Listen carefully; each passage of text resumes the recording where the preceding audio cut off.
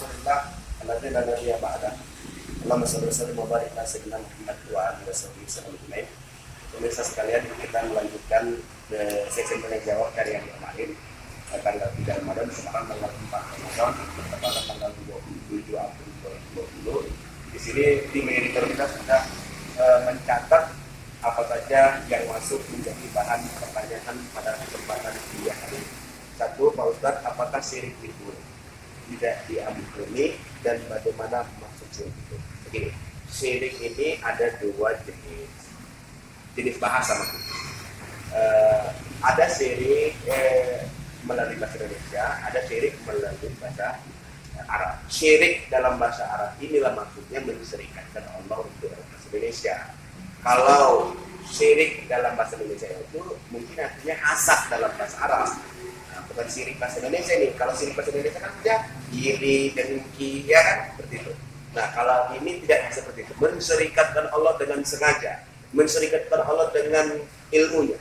Maka kalau orang yang menserikatkan Allah dengan ilmunya, dengan sengaja, bukan karena kebodohannya, maka ini tidak diampuni oleh Allah Subhanahu wa Ta'ala. Tapi begitu pun bagi orang yang sudah terlanjur berbuat syirik, kita sarankan tetap meminta ampun kepada Allah. Yang kedua, kapan wahyu pertama diturunkan? Apa memang tercatat dalam Quran? Oke. Wahyu pertama diturunkan itu yakni pada usia Nabi 40 tahun. Pada masa itu belum ada tahun, hitungan tahun. Dia pakai era aja, apa yang mesti misalnya seperti sekarang era corona ya, musim corona, karena musim corona era corona. Nah, jadi dia belum ada tahun, tapi usia Nabi di 40 dan itu di bulan Ramadan. Ada sejarah mencatatnya itu di tanggal 17 Ramadan pada usia Nabi ke-40. Diturunkan Al-Quran di Lauhul Mahfuz secara keseluruhan, kemudian berangsur-angsur disampaikan kepada Nabi, baik Nabi ketika di Mekah maupun Nabi sebelumnya. Yang ketiga, apakah kifarat puasa 2 bulan berturut-turut dan dapat digantikan ke orang lain?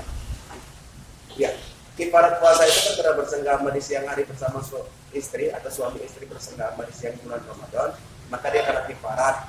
Pertama, memerdekakan budak, karena budak sudah tidak ada lagi, maka dia berpuasa 2 bulan dan harus berturut-turut. Ya, pasum sahara ini kita tabi'ain, maka puasalah kamu 2 bulan berturut-turut, mesti berturut-turut. Apakah bisa digantikan orang lain? Masalah tergantikan orang lain tidak ada aturan lain seperti itu. Karena ada pilihannya. Kalau memang tidak sanggup untuk puasa 2 bulan, maka beri makan 60 orang miskin. Ya, beri makan 60 orang miskin. Dalam satu orang itu diterangkan ke dalam fikih ya itu ya. 4. Bagaimana hukum bayar zakat lebih awal seperti fatwa ulama-ulama baca? Bayar zakat ini boleh lebih awal kalau zakat itu zakat mal. Walaupun dia belum dapat hitungan tahunnya, boleh dibayar sebelum dapat tahunnya. Tapi kalau untuk zakat fitrah tidak boleh. Dia di awal Ramadan maksudnya. Nah, seperti sekarang ini tanggal 4 Ramadan, banyak kita orang lihat susah karena lockdown, nggak kemana-mana. Kita lihat dia susah. Jangan tunggu lagi ambil zakat yang ada di masjid menerima zakat fitrah kita, langsung aja kita serahkan kepada mereka, sudah boleh. Kenapa? Karena dalam keadaan seperti ini darurat kita boleh mengawalkan bayaran zakat. Nah, itu boleh, benar. Tetapi jangan awalnya itu sebelum Ramadan untuk zakat fitrah, karena zakat fitrah ini diawali 1 Ramadan, berakhir nanti di 1 Syawal. Ya. Kelima, kenapa kita sering puasa itu telat dari Arab Saudi, sedangkan sholat kita lebih dulu dari mereka?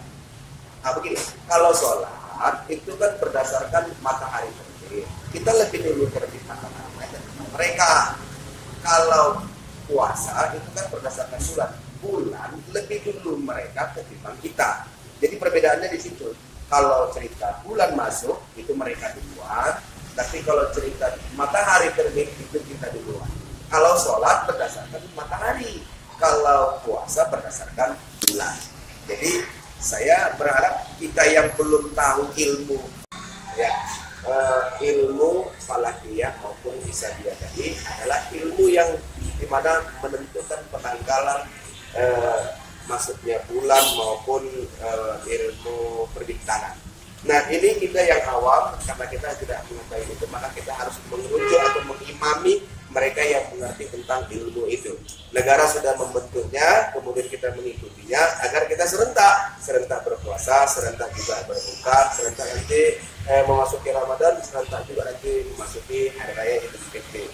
Itu yang terakhir dari 5 poin ini tadi, dari 5 pertanyaan ini tadi, baik dia masalah masalah ibarat, masalah penanggalan Ramadan, kapan keluar bisa, kenapa kita lebih dulu karena terulang sholatnya kepada Arab Saudi, kenapa dalam memasuki bulan Ramadan mereka lebih dulu dari kita, itu kembali kepada metode Falakiyah dan Hisabiyah tadi. Mudah-mudahan dari penjelasan ini ada manfaatnya. Ini saja yang dapat saya sampaikan pada kesempatan kali ini. Akhirul kalam, billahi taufiq wal hidayah. Assalamualaikum warahmatullahi wabarakatuh.